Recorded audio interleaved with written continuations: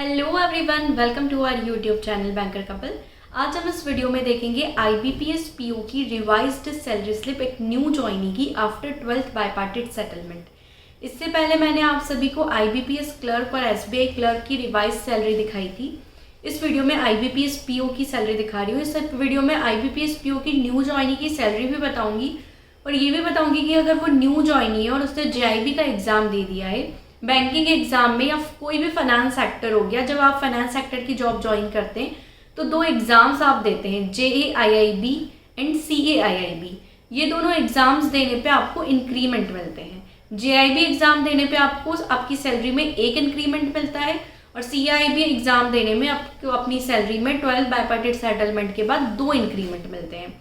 तो अगर आपने ये दोनों एग्जाम्स क्लियर कर लिए, ये 6 मंथ्स के गैप में होते हैं, तो अगर ये आपने क्लियर कर ली तो आपको 3 इंक्रीमेंट्स मिल जाते हैं विदाउट टेकिंग प्रमोशन, जिससे आपकी सैलरी में काफ़ी ज़्यादा डिफरेंस आ जाता है।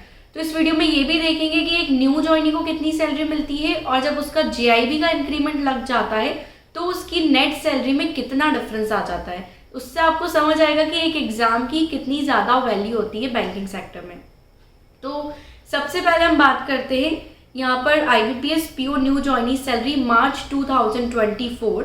इसमें DA है 15.73%।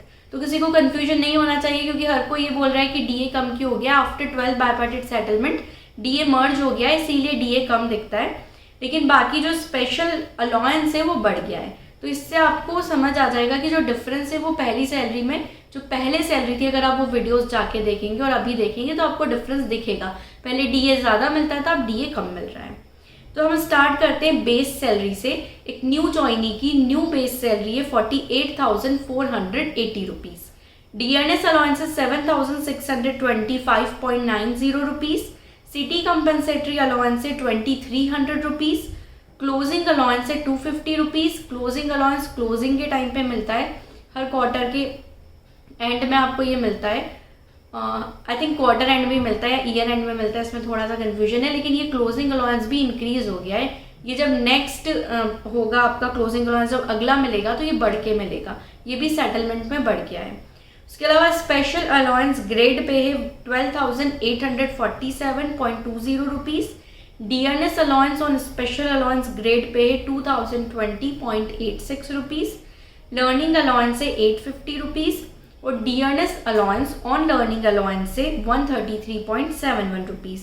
तो ग्रॉस अर्निंग्स एक न्यू ज्वाइनी IBPS PO की रहेगी 74,507.67 रुपीज़। तो ये हो गई ग्रॉस अर्निंग्स की बात। अब डिडक्शन की बात करें उससे पहले मैं आपको बताना चाहूँगी कि अगर आपको JIB की तैयारी करनी है तो एक एक्स बैंकर थे, वो एक न्यू प्लेटफॉर्म लेके आए हैं JIB की तैयारी करने के लिए थोड़ा सा ईजी। क्योंकि देखिए, जब कोई खुद बैंकिंग जॉब में होता है तो उसको पता होता है कि एक बैंकर को क्या क्या डिफ़िकल्टीज फेस करनी पड़ती है जब वो तैयारी करते हैं JIB और CIB एग्ज़ाम के लिए। तो रूब्रिक एड्यू करके एक टेलीग्राम चैनल है, एक ऐप भी है इनका, और ये PDFs लेके आए हैं। 400+ टॉपिक वाइज टेस्ट है, मतलब इनका जो मटेरियल है ना उसमें सिर्फ टेस्ट रहेंगे, आपको PDFs रहेंगी, टॉपिक वाइज टेस्ट रहेंगे, मतलब आपको बुक्स नहीं पढ़नी, क्योंकि JIB CIB के लिए आपको बड़ी बड़ी बुक्स पढ़नी पड़ती है IIBF की, और बुक्स पढ़ने का ना हमारे पास टाइम होता है और ना ही हमारा मन करता है कि हम इतनी पढ़ाई करें।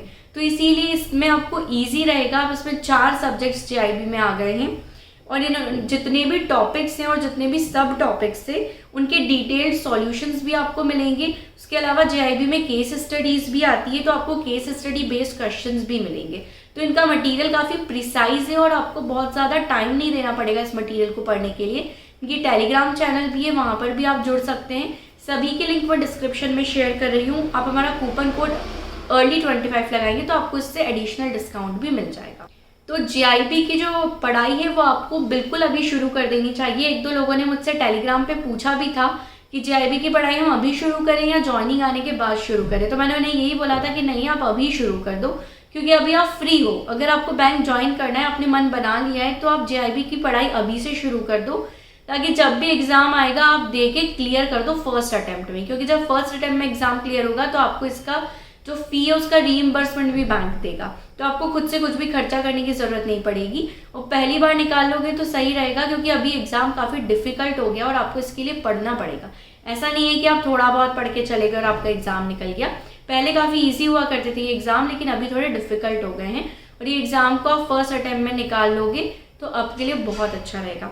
अब हम बात करते हैं डिडक्शंस की। डिडक्शंस में प्रोफेशनल टैक्स का डिडक्शन है 212 रुपीज़ का। हाउस रेंट रिकवरी ये है 157 रुपीज़। हाउस रेंट रिकवरी क्या होता है? जब भी आपको बैंक लीज्ड अकोमोडेशन देता है या आप बैंक के क्वार्टर्स में रहते हैं तो आपका ये वाला डिडक्शन होता है। लेकिन अगर आप बैंक के क्वार्टर्स में नहीं रहते या बैंक का लीज्ड अकोमोडेशन नहीं लेते और अगर आप खुद के घर में रहते हैं तो आपको HRA हाउस रेंट अलाउंस मिलता है आपका, तब ये हाउस रेंट रिकवरी का डिडक्शन नहीं होता।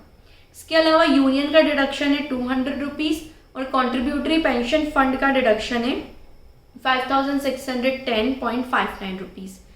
टोटल डिडक्शन से 6179.59 रुपीज़। अब हम नेट सैलरी की बात करें, gross earnings minus total deductions, तो नेट सैलरी एक न्यू ज्वाइनिंग IBPS PO की रहेगी 68,328.08 रुपीज़। ये तब है जब उसने कोई एग्ज़ाम नहीं दिया।